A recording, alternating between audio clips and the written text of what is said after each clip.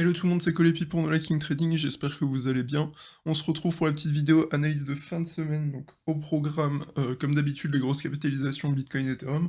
On fera ensuite le point sur la macroéconomie et on finira par les alts que vous m'avez demandé sur le Discord.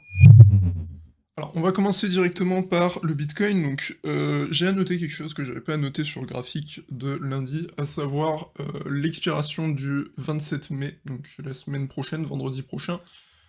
Expiration de 51 000 bitcoins dû au put option avec pour douleur maximale les 34 000 $. Qu'est-ce que ça signifie concrètement? Donc, je vais pas revenir maintenant sur la notion de trading d'options, etc., parce que ce serait beaucoup trop long. Si vous voulez en savoir plus, n'hésitez pas à me ping, je vous enverrai des ressources pour ça.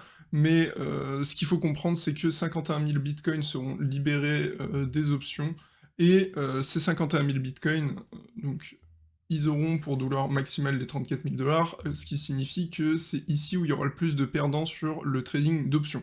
Donc généralement c'est un endroit qui tend à servir comme magnète un peu, donc vous voyez je pourrais mettre ceci comme ça, donc tant que ces options ne sont pas arrivées à expiration, donc à savoir vendredi prochain à 10 h il me semble de tête, euh, ça va agir, ce niveau va agir un peu comme un magnète sur le prix. Donc également quelque chose qui est assez intéressant et qui renforce une certaine confluence au niveau des 34 000 $. Tout simplement, si je mets du coup le VPVV, hop, donc en une semaine, impeccable. Donc hop, c'est en train de charger, mais normalement on devrait avoir un, vous voyez ici, donc on a la ligne haute que vous voyez, c'est ce qu'on appelle du coup la VAH, hop, la V, moi je vais pas l'écrire parce que ça va être dégueulasse, mais le niveau du haut c'est la VAH, le niveau du bas la value low, et ce que vous voyez en rouge ici c'est le point of control, donc de la semaine. Ce qu'il faut comprendre, c'est que du coup, ici, on a un gap qui s'est créé entre hop, ce niveau ici et ce niveau ici. Donc tout ça, on peut considérer que c'est de l'imbalance. Hop, je vais le mettre en bleu comme ça. Donc, on peut considérer ça comme de l'imbalance. Je vais supprimer ça. Et ça devrait agir en tant que niveau de forte volatilité. Donc, si on revient par ici, on pourrait très vite, du coup, rejoindre le prix des 34 000 $, qui serait notre niveau magnète, on va dire, du coup, comme je vous disais depuis tout à l'heure. La seule chose qui m'embête ici avec le plan du coup des 34 000 $, donc moi j'ai pareil, j'ai des call options et j'ai vendu un put option, mais ça on va dire que c'est plus expérimental. C'est juste pour voir un petit peu comment ça fonctionne à ce niveau-là, c'est ultra small size. Mais bref. Donc si je me remets en daily, la seule chose qui me pose réellement problème à ce niveau, c'est la trend daily, donc qui a toujours été respectée depuis qu'elle a cédé aux 44 000 en avril dernier. Depuis qu'elle a cédé sur ces niveaux, on l'a toujours respectée. Donc vous voyez, on l'a respectée sur tous les cercles rouges que vous voyez ici. Et là, actuellement, elle arrive un petit peu en dessous du niveau des 34 000, du coup, qui m'intéresse particulièrement. Donc c'est, on va dire, la seule chose qui me pose problème ici. Pour parler rapidement en market profile, volume profile et toutes ces choses, on aura ici du coup. Donc là c'est le TPO et on peut voir qu'il y a un pour-lot qui s'est formé du coup sur le bas de la journée d'hier. Donc vous voyez ici il y a deux clusters, ce qui signifie que c'est bel et bien un pour-lot. Donc ce qui est intéressant c'est qu'on a la confluence pour-lot, weekly low avec un point of control juste en dessous. Donc on pourrait tout à fait avoir juste un petit ping ici qui nous offrerait une réaction intéressante. Donc je pense pas que ça va se mettre en place dans les prochains jours, même si on pourrait faire un fast move qui vient chercher cette point of control, mais en tout cas, c'est à noter, il y a un pour l'eau ici, donc faut pas garder que ça en tête, mais c'est possible qu'on vienne rechercher, qu'on vienne faire une mèche sur ces niveaux, en fonction de la volatilité, il va falloir quand même une belle volatilité ici, mais vous voyez où je veux en venir, le point, enfin toute la weekly low, donc le 28 633, plus là, le point of control ici, donc 28 420, c'est des niveaux qu'on va garder en tête pour voir un petit peu des réactions, donc surtout en lower time frame, pardon, donc en petit time frame, voir s'il y a des réactions de ce côté-là, voir si on a des volumes entrants, toutes ces choses-là que personnellement je regarde avant de prendre une position, on aura ce niveau à surveiller particulièrement. Donc je pense que j'ai à peu près fait le tour sur BTC, donc on a surtout le point of control ici qui n'a pas été retesté des 34 000 dans un premier temps, qui est le principal niveau que je surveille en termes de volume profile si on arrive vers les 34 000. Mais comme je disais, du coup, il y a surtout cette grosse trend daily qui m'inquiète un petit peu, même si, encore une fois, ce niveau devrait nous offrir un petit peu de volatilité.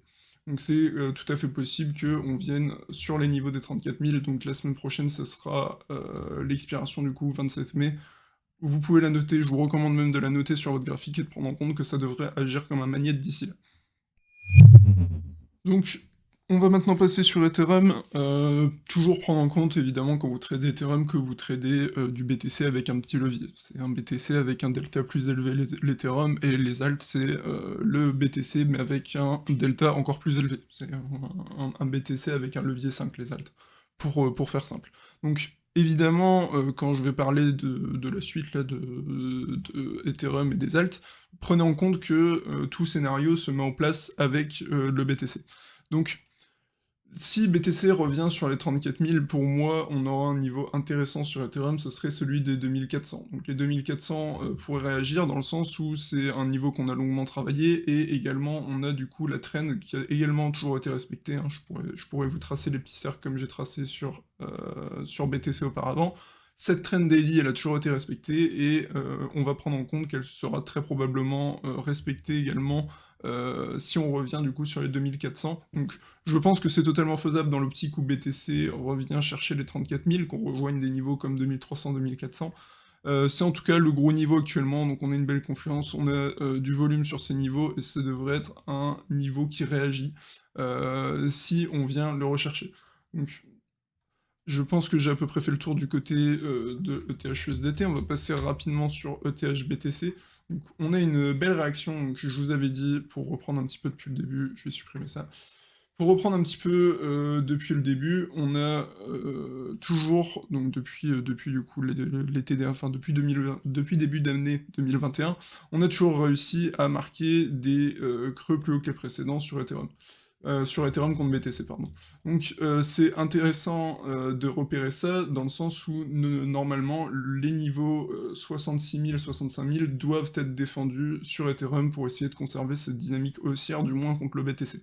Donc on peut voir pour le moment que c'est toujours défendu, donc c'est intéressant de remarquer ça. On a encore défendu là les 66 000, on a eu des belles réactions sur ces niveaux. On espère évidemment que cette dynamique va se poursuivre pour Ethereum.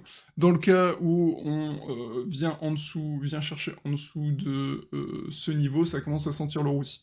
Donc dans le sens, je pourrais tracer cette trendline qui à mon avis est repérée et observée pardon, par beaucoup d'intervenants, enfin par en tout cas ceux qui regardent le ratio ETH-BTC. Cette trendline, elle est observée par beaucoup d'intervenants. On a fait céder cette trendline, et ça pourrait être effectivement intéressant d'avoir un petit peu de relief pour piéger, on va dire, ceux qui ont échangé leurs ETH contre du BTC. Pour moi, ça serait la chose qui serait intéressante à faire à ce niveau-là, donc essayer, donc soit vous êtes un réel truster d'Ethereum, et à ce moment-là, de toute façon, vous n'allez pas l'échanger, mais si on vient avoir, donc on en parlera après de la macro et de ce qui se passe sur les cryptos de manière plus générale, mais ça serait intéressant de, pourquoi pas, échanger un peu d'Ethereum contre BTC si on vient à céder, donc faire céder ce niveau, qui pour moi devrait accélérer une chute vers les 56 000 Satoshi, étant donné que ça signerait, à mon sens, la fin de cette tendance haussière qui dure pardon, depuis un petit moment. Donc, niveau des 66 000, évidemment, à surveiller avec très grande précaution, 66 000 Satoshi, et à part ça, sur Ethereum, je pense qu'on a globalement fait le tour. On va maintenant faire un petit point sur la macro, ce qui se passe au niveau des cryptos, ce qui se passe au niveau un peu plus de l'économie. Donc, on va dans un premier temps checker la Bitcoin dominance. Vous savez, c'est un indicateur que j'apprécie particulièrement. On a marqué du coup un dernier creux ici, un creux plus haut que le précédent ici, et juste cette information, elle est relativement importante. Donc, comme vous voyez, on a du coup la petite moyenne mobile ici, et ça fait un moment qu'elle avait été respectée en weekly, donc ce qui est un signal fort, donc on l'a, cassé ici et c'est un signal relativement fort dans le sens où, ça indique que le BTC risque de reprendre, de la force dans les prochaines semaines. Donc c'est quelque chose qu'on surveillait depuis un moment, donc pour ceux qui suivent les vidéos régulièrement, vous n'êtes pas, normalement surpris. Le fait que la Bitcoin dominance, remonte indique quelque chose qui est relativement important, sur les marchés, à savoir le fait qu'on tourne progressivement vers le mode risk off. Donc on est déjà pas mal dans un mode risk off. On a l'indice du dollar qui est plutôt strong et bref, c'est d'autres indicateurs qui indiquent qu'on passe progressivement en mode risk off. Le mode risk-off à l'échelle des crypto-monnaies, comme c'est un marché un peu particulier, il se traduit généralement par le fait que, les profits qui ont été, on va dire pris sur les alts, se déplacent désormais, vers des cryptos plus fortes, donc telles que Bitcoin ou encore Ethereum. C'est vraiment les deux référentes dans le dans cet écosystème, c'est vraiment les 2 références, on va dire. Et du coup, c'est tout simplement symptomatique, le fait que, la Bitcoin dominance remonte, c'est symptomatique de la fin de ce cycle, de la fin de cette all season, à mon sens. Pour ceux qui suivent encore une fois régulièrement les vidéos, vous n'êtes pas surpris de ça, et j'espère que vous avez pris du coup vos précautions à ce niveau. On va maintenant passer, rapidement sur le DXY. Donc DXY, pour ceux qui ne savent pas, c'est l'indice de force du dollar. Ça représente le dollar face à 6 autres devises, donc à savoir l'euro, il y a la monnaie suédoise si je me trompe pas, il doit y avoir le franc suisse aussi. Enfin, vous pouvez regarder la composition du DXY, hein, sur Google, on va pas refaire ça ici, mais globalement, enfin moi, en tout cas à titre personnel, je l'utilise en tant qu'indice de force du dollar, donc à savoir si le dollar est strong. Généralement, quand le dollar est strong, on tend à être risk-off, donc c'est à savoir qu'on l'interprète de la sorte. Les investisseurs ne se sentent pas rassurés à être sur les marchés financiers et par extension passent sur du cash. Le cash, les investisseurs en choisissent généralement deux, de ce que je connais en tout cas, à savoir le dollar ou le franc suisse qui est réputé pour être également très très fiable. Donc on peut voir depuis, quelques jours maintenant qu'on change un petit peu de tendance sur le DXY. Donc enfin, c'est un changement de tendance encore mesuré à ce stade très largement. On n'est pas non plus sur un switch total, on va pas non plus repasser en mode full risk on maintenant, mais ça indique un potentiel relief. En tout cas, ça serait un bon timing pour un petit relief des marchés financiers, traditionnels ou crypto par extension. On pourrait avoir dans les prochains jours, dans les prochaines semaines, un petit relief donc sur BTC aux 34 000 par exemple, ou sur les indices financiers américains, donc à savoir le SPX et le Nasdaq. Donc ça pourrait être des choses intéressantes à surveiller, même le Dow, hein, qui a bien morflé récemment. Ça pourrait être des choses assez intéressantes pour nous, nos cryptoactifs, étant donné que si les investisseurs repassent un petit peu, et j'insiste sur le un petit peu, s'ils repassent un petit peu sur un mode risk-off, ça pourrait vraiment être intéressant de nous offrir un petit peu de relief. Donc je regarde un petit peu, donc on va passer rapidement sur le VIX également, donc je peux supprimer ça. Hop, donc le VIX c'est l'indicateur de volatilité du SP500. Donc on peut Hop. On peut constater, une chose, c'est que généralement il explose quand on a des très, très gros mouvements. Donc à savoir que, ici on a eu du coup la crise de 2007, la crise des subprimes. Ici on a eu la crise de Covid. Donc vous voyez, on n'est pas encore arrivé sur des niveaux tels que 75, 74,65, donc là c'était un peu le pic atteint pour le Covid, il se situe ici. Et on a même été plus haut pour les subprimes, mais ça me paraît assez logique étant donné que c'était quand même une plus grosse crise que, celle du Covid. Donc on peut voir actuellement que ça reste contenu, même si dans l'absolu on commence quand même à avoir un petit peu de stress et surtout à maintenir ce stress. Donc vous voyez là où on avait des pics en 2018 sur l'indice de stress, mais c'était quand même des pics qui restaient mesurés et qui se calmaient relativement rapidement. Là ça fait maintenant quelques semaines qu'on est sur des niveaux de stress assez importants. Donc on peut l'utiliser de deux façons, donc soit attendre qu'on atteigne un gros niveau de stress tel que les 77 voire 80 afin de faire ses achats, donc là vous serez sur vraiment un moment de panique et vous essayez d'attraper le couteau qui tombe. Ce qui peut être une stratégie dans l'absolu, mais personnellement je préfère juste l'avoir sous l'œil pour avoir un indicateur relativement court terme de ce qui se passe sur les marchés financiers, de la psychologie des intervenants à l'instant T. Donc là, pour le moment, sur la journée d'hier, il a regagné un petit peu en force, mais on peut le garder à l'œil pour essayer de voir à quel point les opérateurs sont dans un stress. Donc les bornes, on va dire un peu classiques, ça va être, ces 2 là, donc ça, tant qu'on reste entre ces 2 là, on reste sur un niveau de stress relativement contenu et si on va au-dessus, on commence à vraiment avoir des très, très gros niveaux de stress. Donc vous voyez que ces dernières semaines, malgré les gros, gros mouvements sur les cryptos, on n'a pas été rechercher ces gros, gros niveaux de stress tels que les 77. 77, c'est vraiment, dans le cas d'un crash quand même, d'un crack, des marchés financiers. Donc pour terminer, on peut rapidement revenir sur les taux. Donc les taux, qui sont évidemment, hop, extrêmement importants, à surveiller parce que ça va être ce qui nous drive, surtout actuellement au niveau des marchés risk-on, donc marchés risk-on, à savoir les actions et les crypto-monnaies.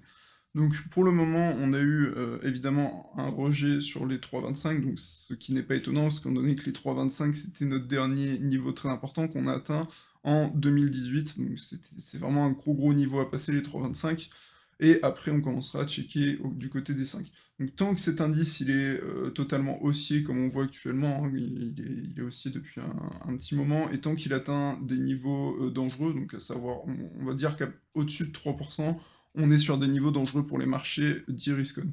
Donc, tant qu'il est au-dessus, tant qu'il est sur ces niveaux et qu'il n'a pas l'air de rebaisser, d'amorcer une nouvelle tendance baissière, ça va être compliqué pour les actifs dits risqués de repasser sur une tendance risk-on et reperformer par extension.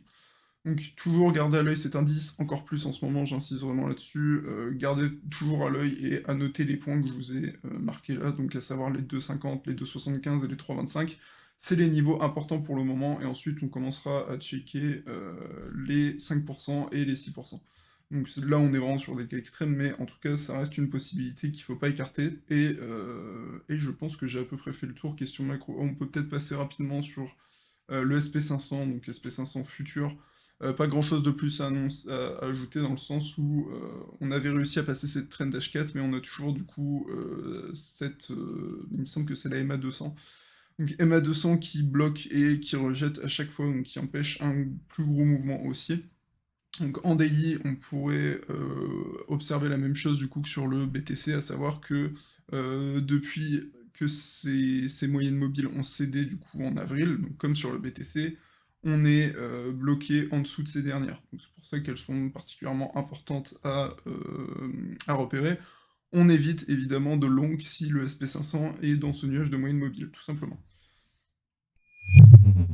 On va maintenant passer sur les ailes que vous m'avez demandé sur le Discord No Liking Trading. Donc évidemment, si vous ne l'avez pas encore rejoint, je vous invite à le faire. Donc on est du coup sur le Avalanche dans un premier temps. Donc Avalanche que je trouve relativement lisible graphiquement en fin de compte. Si on se prend en 3 jours, on a des niveaux qui nous paraissent relativement évidents.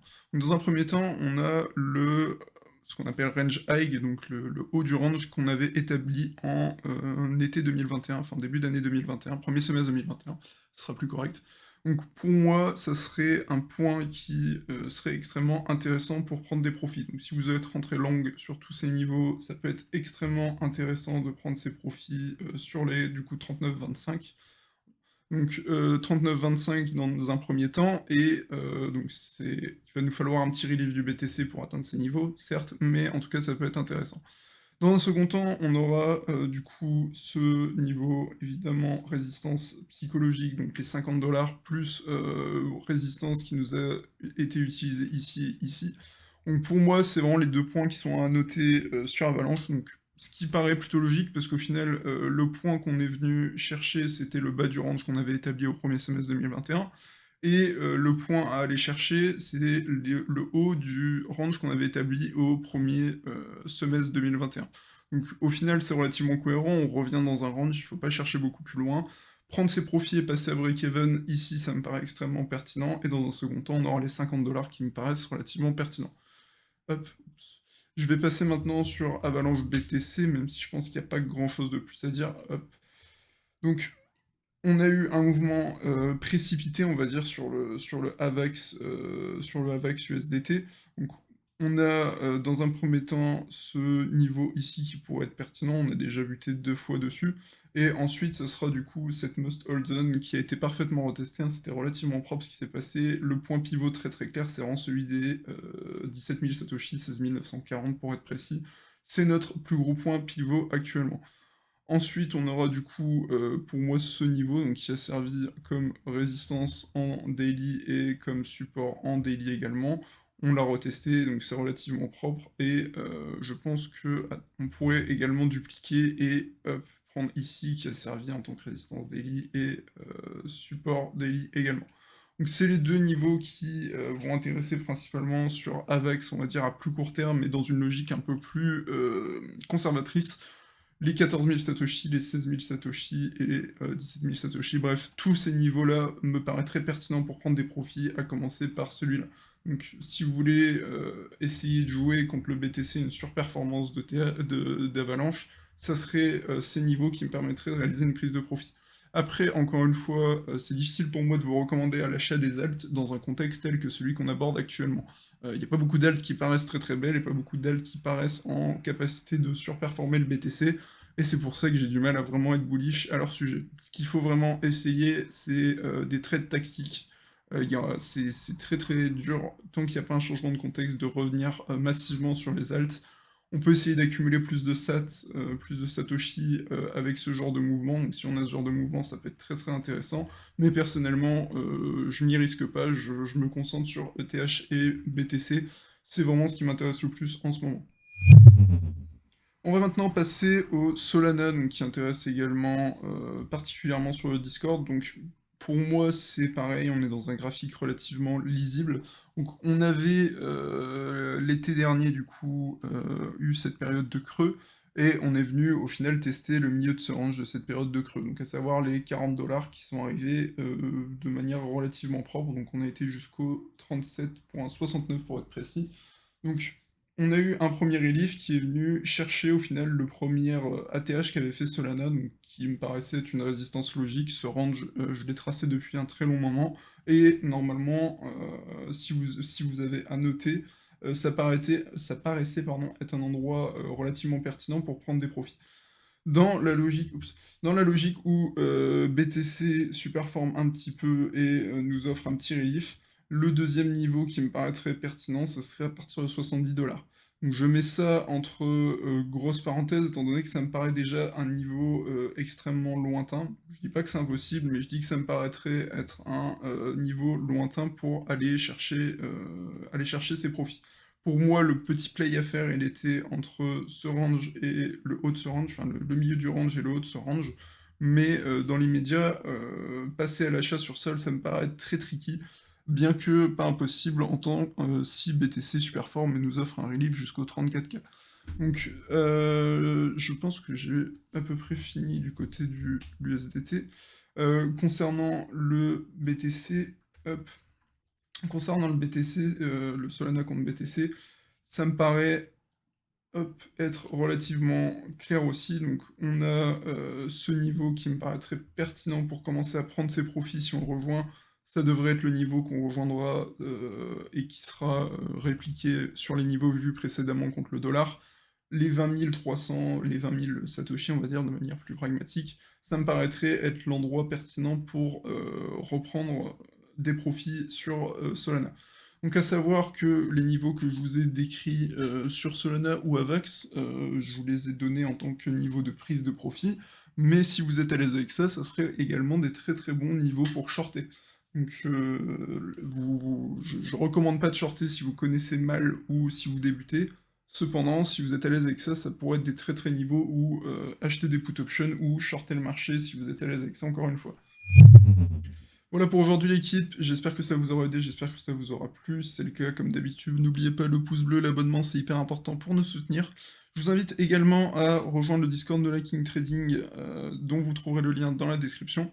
Et pour terminer, notre partenaire officiel pour trader les crypto-monnaies, c'est Bybit, et vous trouverez un lien de parrainage dans la description. Sur ce, je souhaite à tous une très bonne fin de semaine, et surtout un bon trading. Salut!